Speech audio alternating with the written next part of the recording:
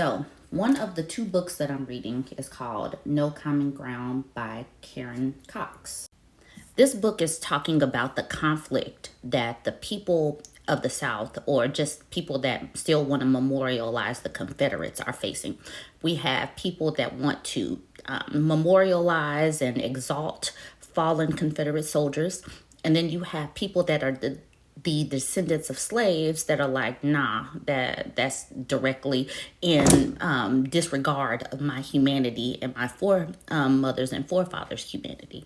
So this book, as stated by the area that starts in green, offers a place to start as its chapters reveal the real story of the Confederate monuments is about how existing monuments became a flashpoint in its crusade for white supremacy, as well as in its struggle for civil rights. To understand their history is to understand how white Southerners memorialized men who fought in a war to preserve slavery and created a new South that sought to limit the freedom of Black Southerners whose ancestors were enslaved.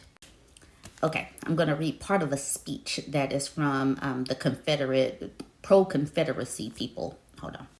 The United Daughters of the Confederacy were charged with putting together these celebrations and these monuments. So in January of 1867, they tapped George Wythe Munford to deliver a lecture.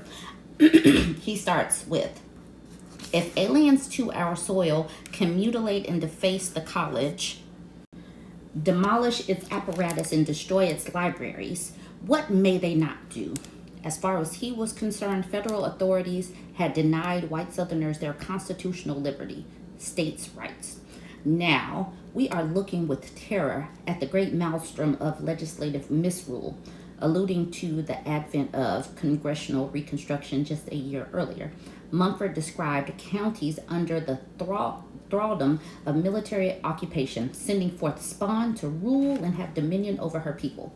His only hope was that one day, if the Constitution should ever be respected again, and the olden time should ever return, it would protect not only the rights of minorities, by which he meant Southern whites, but states' rights.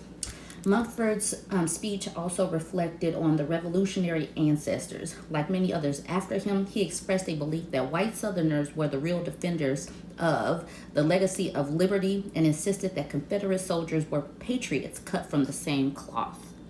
And these people went on to shape the education for generations to come. And that is the reason for this pro-Confederacy and history revisionist that we're still seeing today. There's no common ground.